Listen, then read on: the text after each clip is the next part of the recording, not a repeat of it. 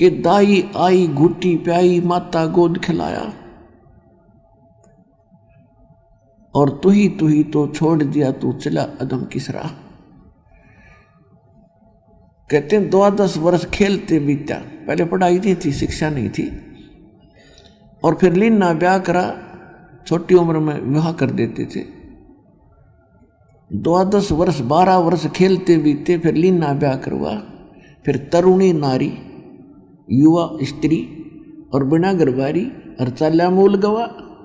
मूल पूंजी जो श्वासों की मनुष्य जीवन की तू लेकर आया था, तो उमंग हुई ब्याह करवाऊं, ब्याह हो गया, विवाह के बाद संतान हुई, संतान की परवरिश, परवरिश के बाद उनका विवाह, फिर उनके संतान हो, इसकी आशा में तूने सारा जीवन खो दिया, और जो मनुष्य जीवन से करना था वो काम आपने किया नहीं। फिर क्या बताते हैं,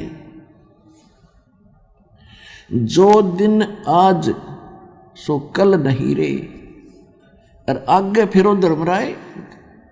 जब हम मनुष्य जीवन प्राप्त करते हैं तो हमारे को वहाँ भी राय दी जाती है, और धर्मराज की वहाँ भी ये सलाह दी जाती है कि बेटा जा, तेरा संस्कार हो गया मनुष्य जीवन का, और इसमें भक्ति करना, बकवाद ना करना। ये मनुष्य जीवन बड़ी मुश्किल से मिलता है। अब यहाँ कहते हैं जब तू धर्मराज के दरबार में जाता है तो वहाँ तुझे सबसे पहले तेरी पिछली बैकग्राउंड दिखाई जाती है, एक फिल्म चलाई जाती है, और उसको देख देख कर वहाँ जाकर के सबसे पहले ये कहता है कि भगवान मेरे से गलती होगी धर्मराज को, और मुझे क्षमा कर दो दाता, एक बार फिर मनुष्य जीवन दे दो, मैं फिर भक्ति करूँगा। अब को तो मुझे ज्ञान नहीं हुआ, मुझे पता नहीं चला। तो धर्मराज फिर वहाँ उसको बैकग्राउंड दिखाता है कि ये मत कह कि तुझे पता नहीं चला। परमात्मा ने ऐसी व्यवस्था कर रखी है, चाहे कोई नकली है चाहे कोई असली है, ये कहने वाले बहुत व्यक्ति मिल जाते हैं कि भगवान का नाम लिया करो भाई। अब जैसे आप जी यहाँ ज्ञान सुनकर जाते हो तो आप स्वाभाविक किसी ना किसी मित्र प्यारे को, भाई बहन को, माता पिता को, बच्चों को, या कोई रिश्तेदार रिलेटिव को अवश्य कहते हो कि भाई भक्ति करनी चाहिए, चलो भक्ति, वहाँ सतलोक आश्रम वाला। तो वो जो जवाब देते हैं वो आपको पता है। कोई तो कहता फिर देखेंगे, अभी टाइम नहीं है। तो वहाँ परमात्मा आपकी बैकग्राउंड चलाएगा उनकी, जो वहाँ जाकर कहते हैं मुझे पता नहीं चला, तो वो फिल्म चलाएगा, वो क्लिप के देख ये भक्त क्या कह रहा है आपको, और आप क्या उत्तर दे रहे हो, ये मत कह तुझे पता नहीं चला। फिर नो कह जी गलती होगी, आगे भक्ति करूँगा, एक मनुष्य जीवन दे दो। फिर उसकी दूसरी क्लिप चलाता है कि तेरे को हजारों लाखों मनुष्य जीवन दिए, तेने प्रत्येक बार यही बहाना बनाया, चल गधे की योनि में। तो यहाँ परमात्मा कहते हैं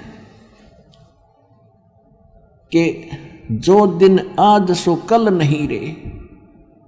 आगे फिर धर्मराय, जैसे हम बालक थे, कोई परवाह नहीं थी,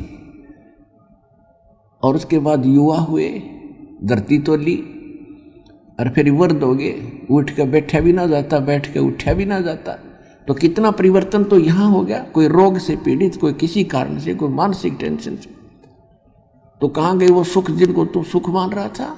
और फिर कहते इसकी मृत्यु के बाद देखना क्या होगा, फिर वो धर्मराज तुझे फिर वहां खड़ा पाओगा और तू वहां फिर बहाने मिलाएगा। कहते हैं जो दिन आज सो काल नहीं रे, आगे फिर धर्मराय। फिर क्या बताते हैं कि नर से तीतू पशुआ कीजे गद्दा बैल बनाई। ओए होए, जो भक्ति नहीं करते उसके बाद उनको गधा या कुत्ते बैल की योनि प्राप्त होगी, शरीर प्राप्त होगा। और ये 56 भोग कहाँ मन बोरे कि तो कुर्डी चरने जाइए। ओए होए, पुण्यात्माओं, ये बातें भगवान की, और जो आत्मा में नहीं खटकती तो अभी नशा है, आपके नशा है बहुत ज्यादा। जब ये नशा उतर जाएगा, कपन लग जाएगी रूह, बुराइयों से बचेंगे, किसी की आत्मा नहीं दुखाएंगे और भक्ति करेंगे खूब जितनी बढ़ सकेगी। फिर परमात्मा जितनी भक्ति हम बढ़ाएंगे उतना सहयोग हमारे साथ बढ़ता चला जाएगा साथी। तो क्या बता रहे हैं कि नर से ती तू पशुआ कीजे, फिर कहते हैं फिर पीछे तू पशुआ कीजे दीजे बैल बना, और 4 पहर जंगल में डोले तेरा तो नहीं पेट भरे। आज मनुष्य जीवन आपका, और जुबान दी है आपको, जीभ दी है। आपको कोई कष्ट होता है, किसी को बताते हो मुझे सिर दर्द है, तो उसका कोई न कोई विकल्प कोई डॉक्टर से जाके समाधान हो जाता है। और भी कोई रोग है उसका भी समाधान हो जाता है। भूख लगी है, समय पर खाना खा रहे हो, प्यास लगी है पानी पी रहे हो, तो कितनी सुविधा आपको। और ये सुविधा आपको किस लिए दी गई थी कि इन सुविधाओं को प्राप्त करके आप भक्ति कर सकते हो। अब कोई प्यासा मर रहा है तो वो उसने जल दिखाई देगा, भगवान नहीं दिखे याद देना आवे। और भूख लगी है तो भूखे दिखेगी, वह भगवान याद ना आवे, उसका समाधान खोजेगा कहाँ मिला कैसे मिले।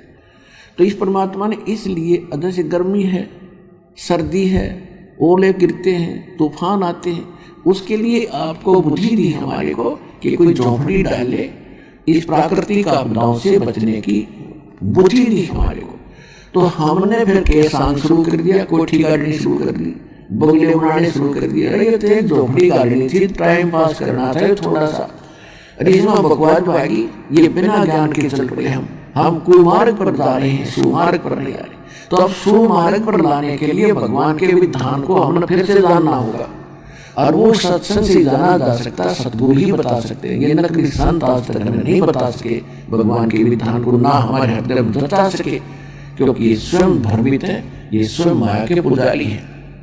तो क्या बताना चाहते हैं परमात्मा कि जब आज मनुष्य जीवन में हो, आप समय पर भूख लगी है, रोटी खा लेते हो, कहीं घूम रहे हो, चलो भाई चाय पीते हैं, चाय पी लेते हैं। जब मन में आया तब, और पानी निकाल लिया मीठा कुएं हैंडपंप लगा के।